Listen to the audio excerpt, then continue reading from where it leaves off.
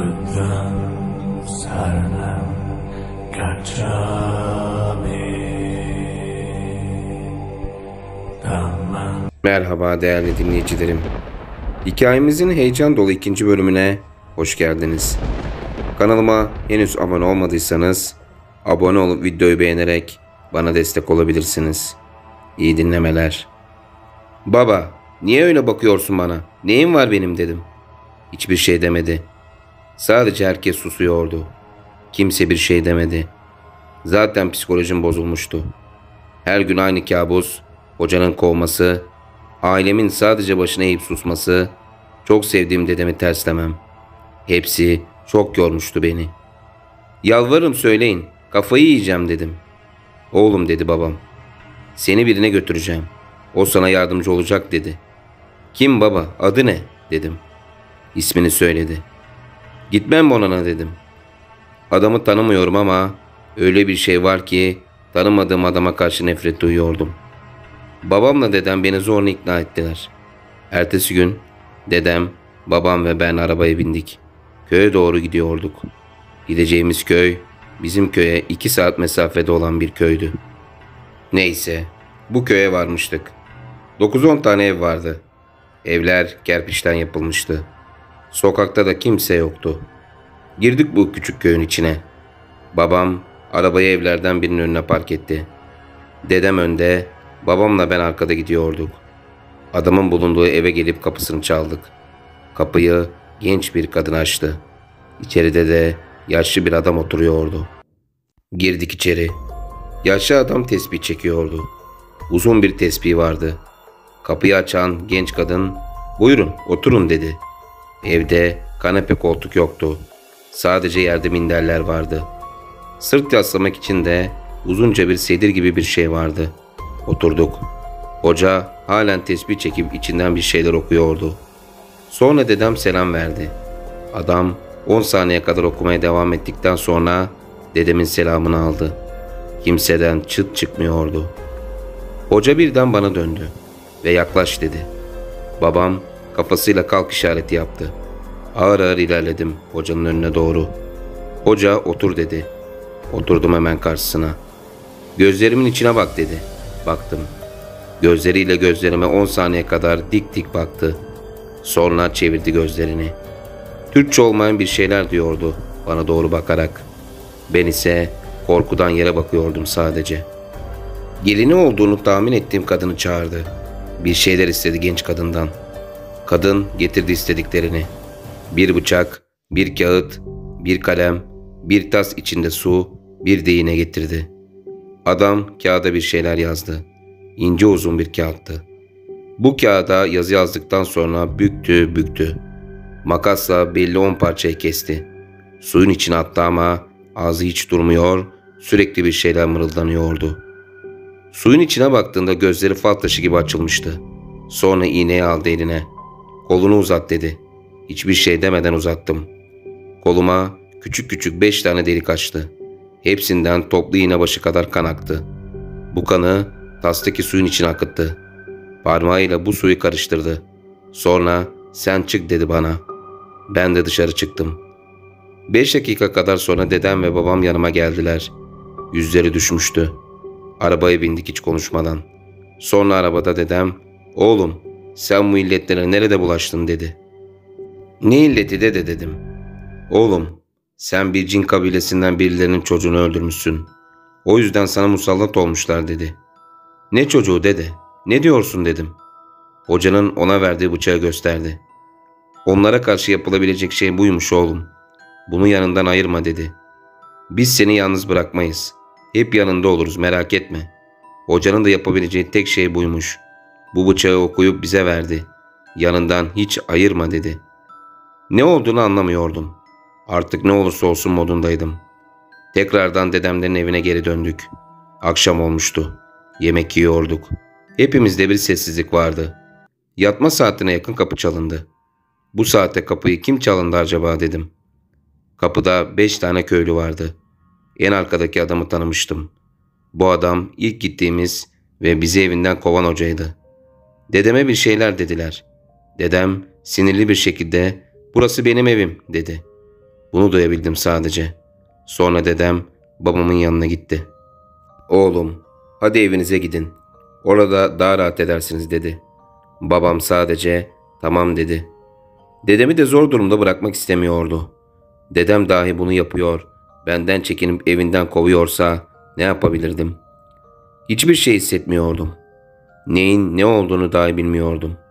Gecenin bir yarısı babam, annem ve ben atladık arabaya. Kendi evimize doğru gitmeye başladık. Eve geldik. Hepimiz salonda oturuyorduk. Annemle babam beni o gece yalnız bırakmadılar. Ancak insan onlar da. Uyuyakalmıştık üçümüz de. Ta ki saat yine 2.30'u gösterene kadar. Yine o kabusu gördüm. Hava kızıl, güneş yoktu. Üniversite okuduğum şehirdeki evdeydim. Camdan aşağı izliyordum. Aşağıdan ilginç sesler geliyordu. Sonra arkamı dönüyordum. Ancak bu sefer farklı bir şey vardı.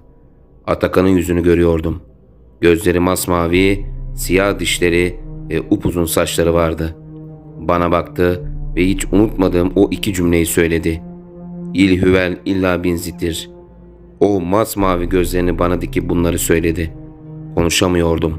Sadece o masmavi gözlerine, o uzun saçlarına, kararmış dişlerine bakıyordum. Babamın sesiyle uyandım. Annem ve babam başımda bağırıyorlardı. Kalktım. Ne oluyor dedim. Oğlum, 2 saattir Arapça bir şeyler söylüyorsun. Korkuttun bizi dediler. Baba, yine aynı kabusu gördüm. Biri bana 2 cümle söyledi dedim. Bıçağın nerede oğlum dedi. Arabada kalmış baba dedim. Siz annenle oturun. Ben getiriyorum hemen. Ama asla yanından ayırma bir daha dedi. Annemle oturup babamı bekliyordum. 10 dakika falan geçmişti. Babam halen aşağıda arabadan bir bıçak alıp gelememişti. Anne, beraber gidip babama bir bakalım. Ne olacaksa olsun artık dedim. Annem, oğlum biraz daha bekle. Gelmezse aşağı ineriz dedi. Alt tarafı aşağı ineceğiz diyorum anne. Ya babamın başına bir şey geldiyse? Artık onlarla karşılaşmak istiyordum. Artık bu kabuslar, bu korkular bitsin. Karşıma çıksınlar ve beni artık bıraksınlar. Ya da alacaklar salsınlar istiyordum. Bıkmıştım bu kabuslardan. Aşağı indik. Babam arabanın direksiyonuna geçmiş oturuyordu. Annem camı tıklattı. Elinde sigara, sadece oturuyordu babam. Anneme hiç tepki vermiyordu. Sonra anneme camın arkasından boynunu çevirip baktı. Ağlamaya başladı koskoca adam.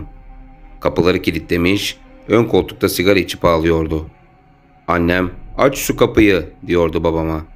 Babam sadece ağlıyordu. 5 dakika kadar elinde sigarayla ağlayarak öylece oturdu. Sonra açtı kapıları. Babama, kurban olayım, niye ağlıyorsun, artık bıktım ben dedim. Oğlum, apartmanın kapısına yaşlı bir kadın beni durdurdu. Su istedi dedi. Ne suyu baba dedim. Ağzı titriyordu anlatırken. Ağlıyordu bir taraftan. Bilmiyorum oğlum dedi. Baba, saat gece 3'ü geçiyor. Bu saatte apartmanın kapısında kim, niye su istesin dedim. Babam, bekle getireyim demiş. Arkasını dönmüş kadına. Kadın, benim oğluma senin oğlun. Benim oğlumun yerine senin oğlunu alacağım diye bağırmış. Babam arkasını döndüğünde kimse yokmuş. Arabaya koşmuş. Bıçağı eline almış. O korkuyla kapıları kapatmış. Eve çıktık. Sabaha kadar oturduk. Sabaha karşı uyumuşum. Uyandığımda öğlen olmuştu. Rüya görmemiştim bu sefer. Üçümüz oturuyorduk. Babamın telefonu çaldı. Arayan bizim üniversitenin olduğu şehirdeki ev sahibiydi. Kapıyı çalıyormuş. Kimse açmıyormuş. Ancak içeriden ses geliyormuş. Adam telefonda babama birden fazla ses var evde diyordu. Babam, oğlum benim yanımda. Arkadaşı ne yapıyor bilmiyoruz dedi. Ev sahibi, çilingir çağırıyorum o halde dedi. Hala birçok eşyam o evdeydi. Babama, ben artık o şehirde okumak istemiyorum. Tekrar sınava gireyim yahut başka bir yere geçiş yapayım dedim. Olur oğlum dedi. Sağ olsun hiç karşı çıkmadı.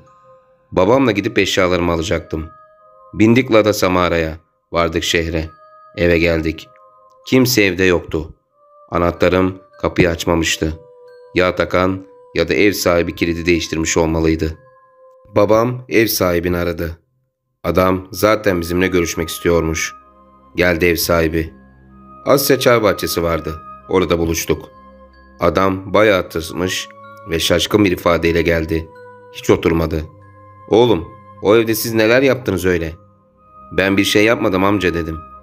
Atakan'ı bulduklarında gülüp kendi kendine konuşuyormuş. Ev sahibiyle çilingiri karşısında görünce sövmeye, hakaretler etmeye başlamış. Ev sahibi polis çağırmış. Akli dengesinin yerinde olup olmadığını anlamak için Atakan'ı müşahede altına almışlar. Ev sahibi anahtarı değiştirmiş.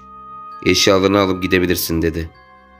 "Baba, eşyaları toplayıp gitmeden önce Atakan'ı görmek istiyorum," dedim. "Emin misin oğlum?" dedi. "Evet," dedim. Tutulduğu hastaneye gittik. Babam görevli hemşireye "Atakan'ın odası nerede?" diye sordu. Hemşire tarif etti. Hemen girdik odaya. Serum takmışlardı. Yarı baygın yatakta yatıyordu. Saç baş dağılmış, sakal uzatmıştı. Beni görünce ağlamaya başladı. Biraz konuştuktan sonra kulağıma "Yalnız konuşalım," dedi. "Baba, Atakan bana bir şey diyecekmiş. Kapının önünde biraz bekler misin?" dedim. Babam dışarı çıktı. Artık yalnızdık. "Atakan, seninle tanıştığım güne o kadar pişmanım ki. Beni nelere bulaştırdın böyle," dedim. "Benim fazla zamanım yok kardeşim. Gelecekler benim için. Beni de alıp gidecekler," dedi. "Şimdi sana diyeceklerimi iyi dinle. Eve git. Benim yatağın altındaki kolyeyi al. Kolyenin içinde gördüğün resmimi sök. Sonra resmimi yak. İçine kendi resmini koy. Yatağın en dibinde üzerinde KS yazan ve üzerinde boynuz simgesi olan el yazması bir kitap olacak. Al onu. Sondan bir önceki sayfayı aç. O şekilleri yaz bir kağıda. Sonra hepsini o gece o kabusları gördüğün saat kaçta ise o saatte yak. Yakarken sayfadaki sözleri oku. Her yaktığın kağıt için 10 kere oku," dedi. Adam resmen beni bir illetin içine çekmişti. "Peki bu söylediklerini yaparsam gerçekten bu kabuslar bitecek mi? Bu yap dediklerimin manası nedir Atakan?" "Kardeşim, eğer gitmelerini istiyorsan yap. Sana bunları yaşattığım için, senin vebalini aldığım için özür dilerim kardeşim senden," dedi.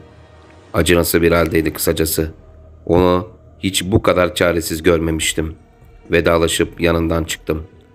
Doktoruna gittim. "Doktor, şizofren olmasından şüpheleniyoruz. Ancak bir hocaya götürmek isterseniz buna da saygı duyarım," dedi. Kaç yıl tıp okumuş adam dahi bunu diyorsa ortada bir şeyler vardır diye düşündüm. "Baba, gidelim hadi. Eşyaları alalım," dedim. Eve gittik. Ev sahibi çay bahçesine anahtarı babama vermişti. Giderken tekrar bırakacaktık. Eve girdik. Önce benim odama girip eşyalarımı topladık.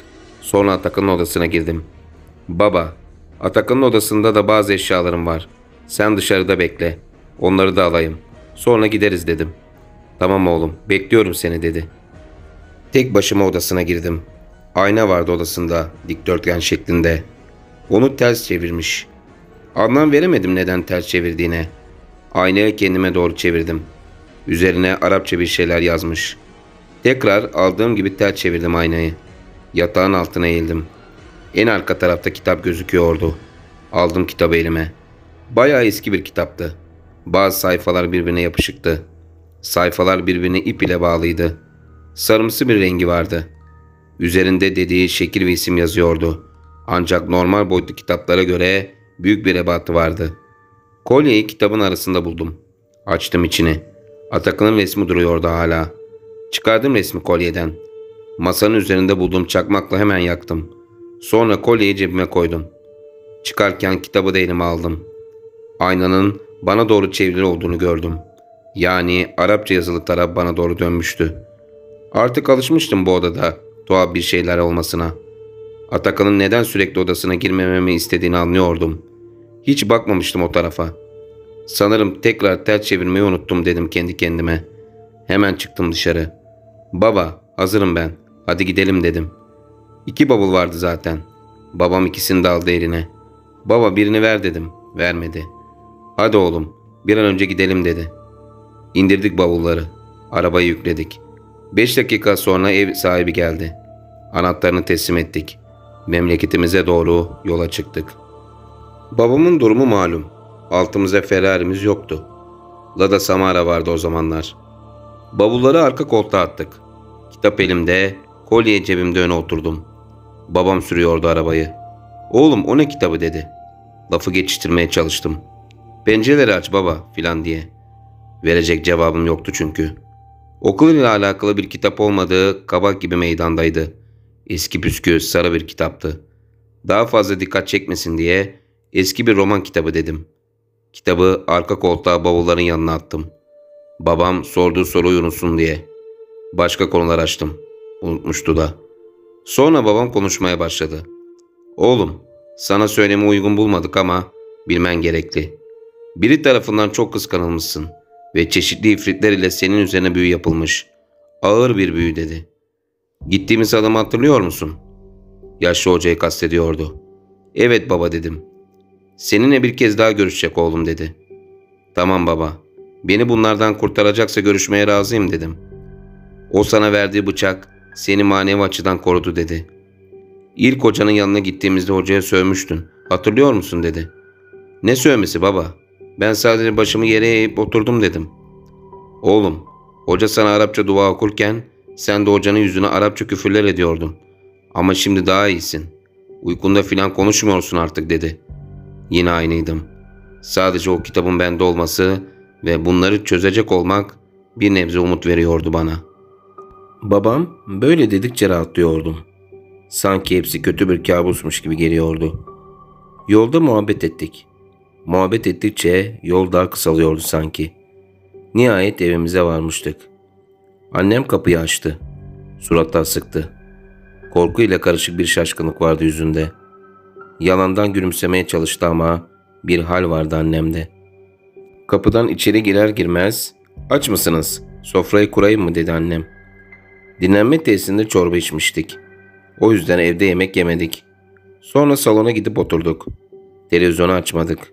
Öyle üçümüz oturuyorduk. Annem bir şeyler düşünüyor gibiydi hep. "Ne oldu anne? Neyin var?" dedim. "Yok bir şeyim oğlum" dedi. "Ben anlarım. Kesinlikle bir şey olmuştu biz gidince." "Anne, sen benden gizledikçe emin ol benim psikolojim daha da bozulacak. Ne olduysa anlat" dedim. Babama baktı. Sonra "Oğlum" dedi. Anlatmaya başladı. Bugün biraz tuhaf şeyler oldu. İçeride uzanıyordum, yatıyordum. Mutfaktan ses geldi. Kalktım baktım. Tabakların hepsi yerde. Ocağın dört yeri de sonuna kadar alev almış yanıyordu. Ama gazı açma düğmeleri hepsinin kapalıydı. "Gözümle gördüm" dedi. Musluğu açtım. Ateşin üzerine su döktüm. Ateş sönerken "Daha önce hiç görmedim masmavi bir duman çıktı" dedi. Annemin çok korktuğu belliydi. Dumanı görünce hemen çıkmış mutfaktan ve bir daha girememiş. Bu olay biz gelmeden yaklaşık 1 saat önce olmuş. O yüzden hala şaşkınlığı üzerinden atamamıştı. Ben içimden sövüyordum. Ailemden ne istiyorsunuz? Onları rahat bırakın diye. "Baba, yarın ilk iş sabah kalkıp hocanın köyüne gidelim. Görüşelim bakalım ne diyecek benim için" dedim. "Tamam oğlum, sen merak etme. Yarın sabah erkenden gideceğiz" dedi. Zaman geçmiş, yine yatma vakti gelmişti. Gece salondayız. Odamda yatmıyorum bu olaylardan beri. Annemle babam, "Oğlum, hadi biraz uyu. Biz oturuyoruz, merak etme" dediler. Onun verdiği rahatlıkla uykuya dalmıştım. Yine kabuslar peşimi bırakmamıştı. Üzerimde her zamankinden daha fazla ağırlık vardı. Üniversitedeki kaldığım evde odamdaydım. Pencereye koştum. Kızıl bir hava, sokaklar bomboş. Her yer alev almış. Odam alev almış yanıyordu. Arkamı dönüyorum, kimse yok. Yine koridorun sondaki odasından Atakan'ın sesi geliyordu. "Gel, yardım et, yanıyorum" diyordu bana. Koşuyorum o karanlık koridorda. Koridor sanki kilometrelerce uzunlukta. Işık açma düğmesine varıp bu karanlığa bir son vermek, Atakan'ı kurtarmak için koşuyorum koridorda. Ben koştukça gülüyorlar. Ben koştukça alevler artıyordu. Tuvaletin önüne geliyordum. Atakan'ın odası sol tarafımda kalıyordu. Ancak odanın kapısı yoktu. Kapının yerinde duvar vardı. Diğer tarafıma dönüyordum. Yine duvar. Sadece önümde tuvalet, arkamda ise karanlık bir koridor vardı. Tuvalete giriyordum. Kapıyı kapatıp oturuyorum. Öyle çaresizce. Ağlıyorum hiçbir şey yapmadan. Pencereden 5 çift göz bana bakıyordu. O kadar keskinler ki, kimisi çok derin bir mavi göz ile kimisi bildiğiniz alev dolu bir çukur ile bana bakıyordu. Hepsinin yüzü aynı, hepsi Atakan, hepsinin saçları uzun, dişleri simsiyahtı. Onların birbirinden farklı varlıklar olduğunu gözlerinden anlıyordum. Hepsi nefretle bakıyordu bana. Hepsinin gözleri kişiliklerini ele veriyordu. Sonra annem ve babamın sesini duyarak uyandım. Onlar başımda yine "Oğlum, sana ne oldu? Kendini yerden yere attın" diyorlardı. "Baba, hazırlan hemen. Yola çıkalım. Gidelim hocanın köyüne" dedim. Babam beni biraz sakinleştirdi. Sabaha kadar bekledik ve sabahın ilk ışıklarıyla beraber yola çıktık. Anneme sıkı sıkı tembih ettim. Komşuya git diye. Evde yalnız durmasını istemiyordum. Arabaya bindik. Hiç konuşmadan gidiyorduk. Bıçağımı yanıma almıştım. Artık yanımdan ayırmıyordum. Köye vardık. Kapıyı yine aynı kadın açtı. Geliniydi yanılmıyorsam. Babam oduna çıktı. "Birazdan gelir. Siz içeri buyurun" dedi. Oturduk babamla. Bu arada ben evi inceliyordum. Evde hiç tablo yok. Hiç ayna da yoktu. Dikkatimi ilk çekenler bunlar olmuştu. Ben evi incelerken hoca da nihayet gelmişti. Biz ayağa kalktık. Selamlaştık. Hoca heybetli bir adamdı. Bayağı uzun sakalları vardı. Kaşları daha iyi uzundu adamın. "Hocam, özür dilerim" dedim. "Niye evladım?" dedi. "Geçen size ettiğim hakaretlerden dolayı" dedim. Güldü.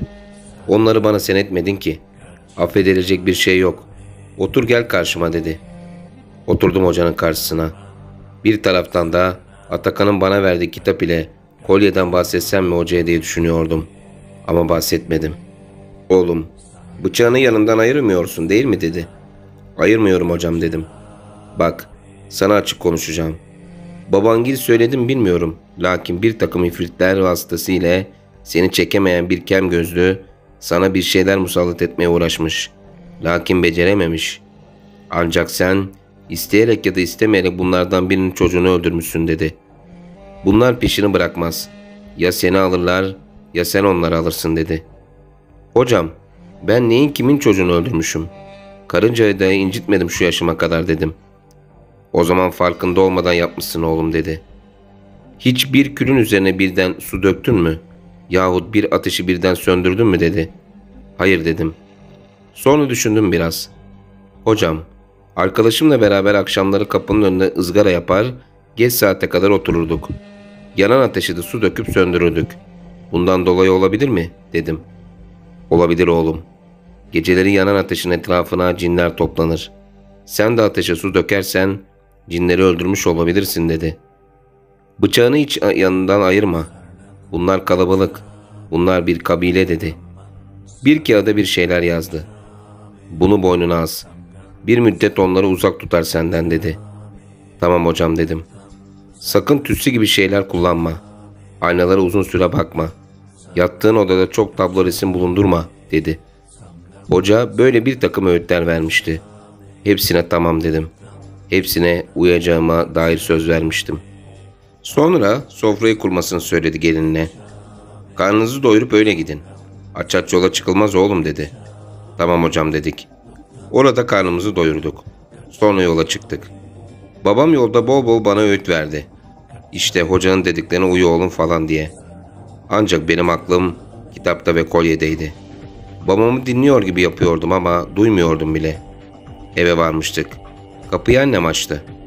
Anneme biraz kızgın şekilde "Niye komşuya gitmedin anne? Komşuya gitmeni söylemiştim" dedim. "Komşudaydım oğlum. Yeni geldim" dedi. Bilmiyorum. Gerçekten yeni mi gelmişti? Yoksa hiç gitmeyip tek başına evde mi durmuştu bilmiyordum. Uzatmadım bu meseleyi. "Ne yaptınız? Neler söyledi hoca?" falan dedi. Hocanın verdiği kağıdı gösterdim anneme. Dürülüydü. Hiç açmadım. "Bunu boynuma asacakmışım anne. Ayrıca evde ayna, tablo gibi şeyler iyi olmazmış. Özellikle de yattığım odada" dedim. "Tamam oğlum. Hepsini kaldırırız. Hiç problem değil" dedi. Nitekim kaldırdık hepsini. Bir kolyeye doldurduk. "Artık odamda yalnız yatabilirim. Korkmuyorum" dedim babama. Lakin hazır filan hissetmiyordum. Annemin babamın hayatı uyku düzeni alt üst olmuştu. Artık onlar da rahat rahat yataklarında uyusunlar istemiştim. Aslında şimdi düşünüyorum da onları düşünmekten çok O kitap ve kolye ile o odada yalnız kalma isteği beni dürtmüştü. Evet, bunun için öyle söylemiştim. Yine yatma vakti gelmişti. Babam, "Oğlum, emin misin yalnız yatmak istediğine?" dedi. "Eminim baba. Yalnızken kabus görmüyorum," dedim. Ki hiç aslı yoktu. Korkunun yerini merak almıştı. Acaba neydi o kitap ve kolye? Amaçları neydi? Nelerle iletişime geçiyorduk? Bu kabuslar bitecek miydi? Odama gittim. Bir sigara yaktım. Pakette 2 tek kalmıştı. Yarın sigara alsam bari falan diye diyordum kendi kendime. Her şey normalmiş gibi davranıyordum. Onları düşünmemeye, normal bir insan gibi olmaya çalışıyordum.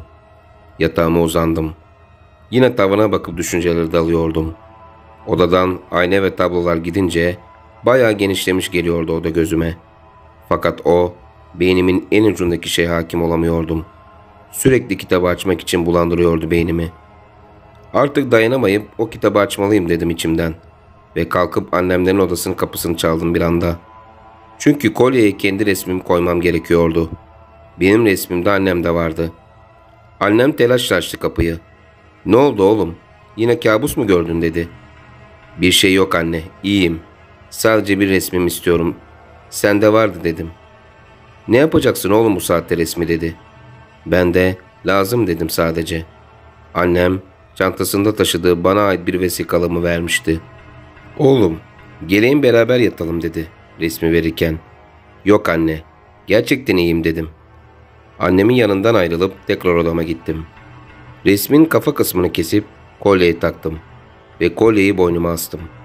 Sonra kitabı açıp Atakan'ın dediği sayfayı buldum. Ne olduğunu anlamadığım, ancak tahminime göre Fars ya da Arap harfleriyle yazılmış kelimeleri yazdım kağıtlara. Sonra ben ne yapıyorum dedim kendi kendime. Atakan'ın yüzünden bunlar başıma geldi zaten. Hala onun dediği şeyleri yaparsam daha büyük bir çamura batmayacağım ne malum diye düşündüm. Aslında sadece hocanın dediklerini yapayım. Hatta bu kitabı hocaya götüreyim diyorum. O doğrusunu yapar. Ne yapılması gerektiğini bilir diyordum kendi kendime. Ancak o kitap benim artık. Hocaya neden götüreyim ki? Hem belki hoca herkesten kötü biri. Belki kitabıma sahip olmak istiyordu, dedim içimden. Kafam allak bullak olmuştu. Her türlü şey düşünüyordum. Sonra kötü düşünceler daha ağır bastı. Bu kitap benimdi. Kimseye veremezdim. Kitap beni bağlamıştı kendisine. Kitabı sadece Atakan'ın dediği şekilde neden kullanayım ki? Kim bilir daha neler yapabilirim bu kitapla. Atakan'ın söylediği sayfaların haricinde zamplı sayfalarda neler vardı acaba? Bu düşünceleri kafamdan kovmaya çalıştıkça daha ağır biçimde tekrar yer ediyordu. Sonunda kendime hakim olamadım. Bütün birbirine yapışık sayfaları tek tek yavaşça ayırdım. Sayfaların hepsinin üst taraflarında belirli şekiller, altında ise Arapça ya da Farsça olduğunu tahmin ettiğim yazılar vardı. Ne yazılardan ne de şekillerden hiçbir şey anlayamıyordum. Bu şekillerin ve yazıların ne demek istediğini bir bilsem, bir çözebilsem, kim bilir neler yapabilirdim diye düşünüyordum. Kitaptan bir kelimeyi kağıda yazdım. Şekillerden de bir tanesini çizdim. Başka bir kağıda. Amacım sabah olunca kağıtları bir kitapçıya götürüp hangi dilde ise ona göre bir sözlük almaktı. Kağıtları katlayıp cebime koydum. Kitabı da yatağın altına güzelce yerleştirdim. Kimse göremezdi. Kolye ise boynumda takılıydı. İçinde de resmim vardı. Sırt üstü yatağa yattım. Paketimde kalan tek sigaramı da yakıp içmeye başladım. Bir anda anlam veremediğim bir şekilde sinirlenmeye ve küfürler etmeye başlamıştım. Neye ve niçin küfür ettiğimin farkında değildim. Belli bir müddet sonra sinirim geçti.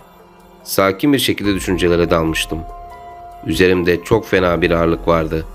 Zar zor yerimden kalkıp cama yöneldim. Hava kızıl ateş gibi yanıyordu. Sokaklar bomboş, dünyada tek ben vardım sanki. Arka taraftan bir ses gelmişti. Tam arkamı dönmemle yine kendimi üniversitede okuduğum şehirdeki evimde bulmuştum. Değerli dinleyicilerim, heyecan dolu hikayemizin 2. bölümünün sonuna geldik. Bu bölüm ile ilgili düşüncelerinizi yorumlara yazın. Birbirinden güzel korku hikayelerini kaçırmamak için mutlaka kanalıma abone olup bildirim zilini açmayı unutmayın. Hikayemizin 3. bölümünde bakalım neler olacak. 3. bölümde görüşmek üzere. Sağlıcakla kalın.